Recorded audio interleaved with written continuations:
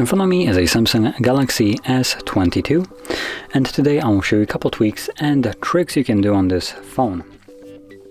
So let's get started with some of the more simple ones that I tend to do quite often. But that would be the dark mode located under the display section. You'll have the light and the dark mode, right? And this is an AMOLED display, so dark mode does have a little bit of a benefit of not actually lighting up the pixels that are completely black, meaning it does save a tiny bit of battery. But we also have the option to go into dark mode settings and have it turn on as a schedule, or just based on sunset to sunrise, which is also a great option.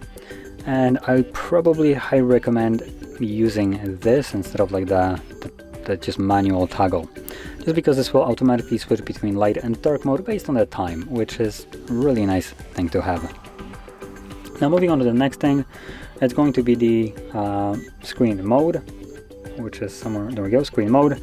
And the reason I like to change this is just because the Samsung's Vivid mode is basically, I think, adjusted by a child that got a hold of a saturation slider. Like, if you look at this looks absolutely absurd. Now, on the camera it might not be as apparent, just because how it is set up, but in person these grapefruits and oranges are a little bit too bright, to the point that I feel like they're radiating. So yeah, that's a little bit overdone, and I prefer to have it on natural, which tones down the saturation a little bit, making the image actually look more believable rather than making it look like it came out straight out of Chernobyl. So anyway, the next thing that I would recommend changing, but not for everybody maybe, is the motion smoothness, as it's called here. Basically the screen refresh rate would be the accurate name for it. There we go, motion smoothness. So we have adaptive and standard.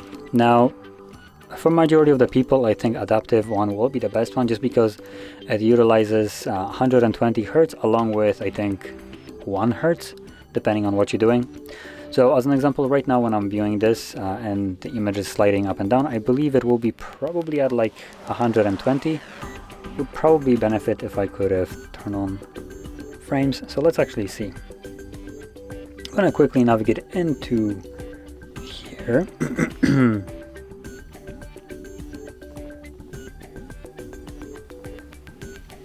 Which one is it?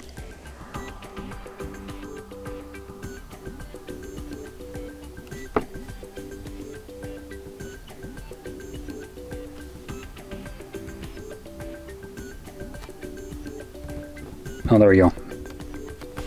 Found it. It took me a while. So in developer options, I believe we should have something like a frame rate.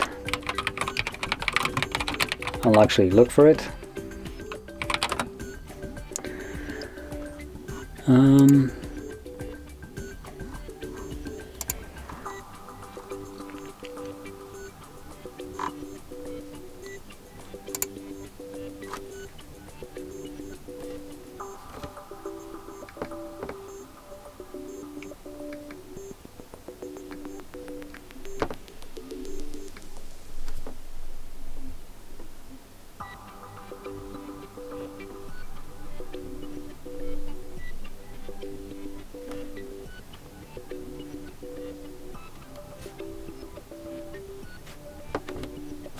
There we go, perfect. Okay, so actually does not drop it down to 1 Hertz, it drops it down to 24, which you can see right here. So I'm gonna keep this on just so you can kind of see throughout the video how this actually works. Every time I would start to do anything like scroll up and down, it will just instantly change to 120 to give you that great smoothness on your display, but every time you stop doing anything, it drops it immediately to 24 to preserve as much battery as it can. So let's go back to our motion smoothness in the display right here. Yep, so every time you have any kind of animation movement on the screen, it looks like it cranks up the refresh rate, but it does only do it to 60 right here. So it looks like this right here is only at 60 anyway.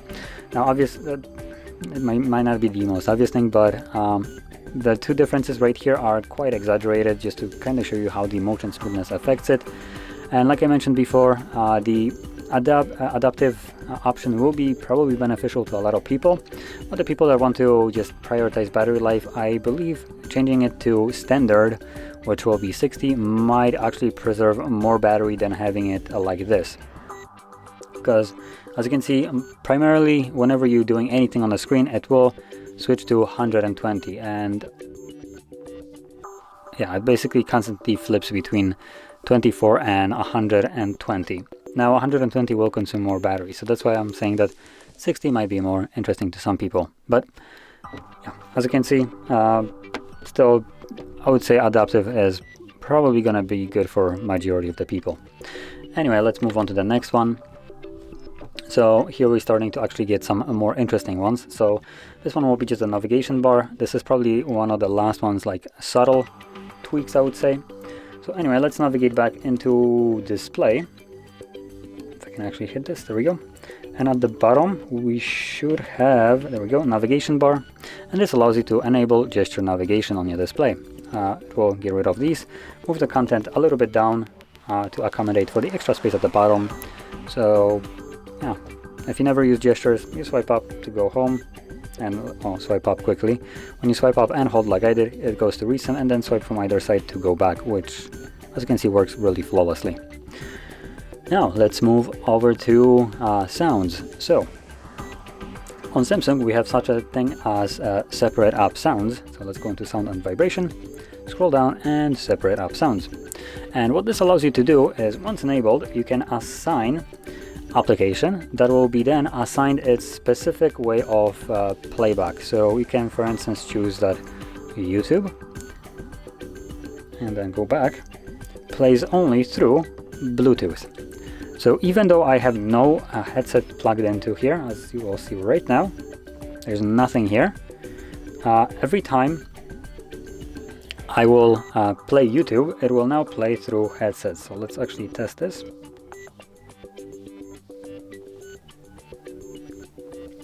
Not YouTube music, just YouTube.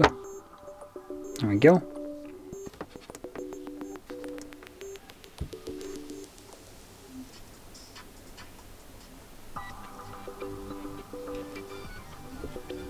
No, I am hearing sounds.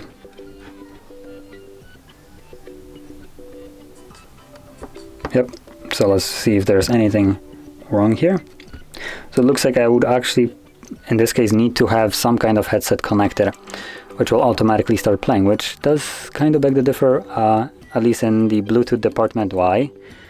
But in other cases, I assume if I plug in some kind of headphones to it, and I have it selected that it goes through these speakers right here, even when the headphones are plugged in, it won't play through them. So, and it does have some use case scenarios.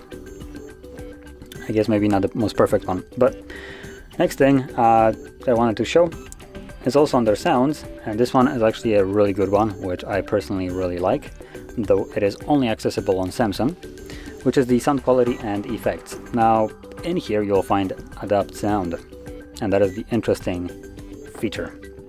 Now as you can see, we have adapt sound. There is a description on how it works, and we have also pre-made ones basically off, under 30, 30 to 60, and 60 and over. What does describe is obviously years old, so your age. And what this setting is, it's a pre-made equalizer that that tries to compensate for hearing loss based on age. So these are the pre-made ones, but you can also go into test my hearing, which will go through a slew of sounds, just a really faint sounds that you need headphones for to actually like test this. It won't work without them, and it will just play out some like beeps and boops on either left or right, and these are like really faint that in a quiet environment sometimes, I mean, you won't probably hear all of them. That's kind of the purpose of them. So you select if you can hear them or not, and based on what you have selected, the device will then create a equalizer that is specifically tailored to your hearing.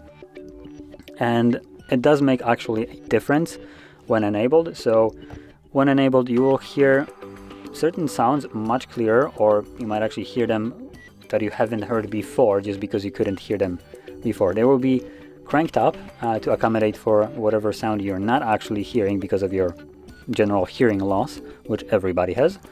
And yeah, you basically get a better music experience or any kind of like sound experience that is going through headphones. That can be also headphones, earbuds, it doesn't really matter, as long as it's kind of like not going through the phone speakers.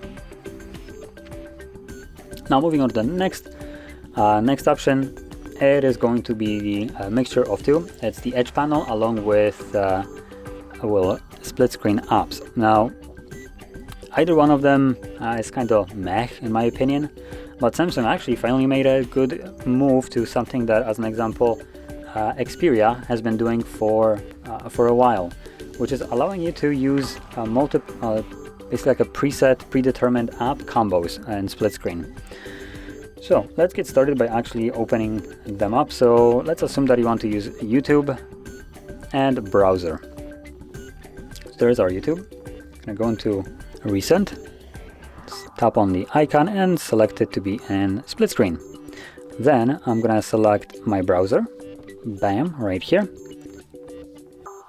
Can shorten it, there we go. And once it's in this kind of state, so we have it divided into portions that we want, we can then tap on these three dots that are right here. So we'll bring up this option right over here. You can also quickly swap them if you want to, though that's not something that I'm interested in. I prefer to have it this way. So we can tap it right over here, and as you've seen, there was this pop-up. And what you can do now is, let me just close this. You can get that sidebar out, and you will see that we have a icon right here which has two apps in it. When you tap on it, it will always open up your split screen combo that you have chosen, and basically the exact same way as you have set it up. So as you can see, my YouTube is scrolled up all the way, so my browser takes more space, and obviously opens up both of them at the same time, which was never an option before. So thank God that Samsung finally did this. Now hopefully every Android device will have this, considering it's something that I consider should be crucial when you have actual like split screen apps support. So yeah, now outside of that, obviously you have this panel which you can edit. You can add some additional like functionalities to it. Go into the settings. So yeah, you have a couple additional things that you can add to it, like compass tools, memos, weather, whatever. And no one really cares about these. Majority of them are kind of trash, but what you can do is navigate into the Galaxy Store and download more from here, though as you'll probably see, some of them are free, but some of them are not, because it's not enough that you paid about $1,000 for your phone. You also need to pay for some let's argue not the best toggles, and as you can see, these prices here are absolutely minuscule. It's like they don't want you to see it, but this one costs about $2. This one is free. Free I guess. Whoops, I just kind of closed it, so let's try to get here. Let's go to top paid. So as you can see, and there is a bunch of top paid apps. Something that you could have actually gotten before was the split screen support for the two apps at the same time, though you had to pay for it about $2. Fantastic. At least now it's a thing that it's part of the device. So yeah, you can see that there's a bunch of them. There are some that I think personally I would utilize, like for instance this one. So let's quickly add it.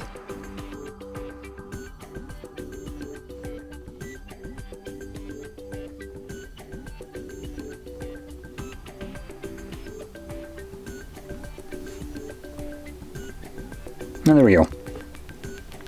So now, as you can see, I have a calculator along with my app thing, and I can just swipe between them. So this is something that I'd probably utilize quite often, just because I use calculator quite often, and this is a really quick way of actually getting it without needing to open it up every time. So this is for me really handy.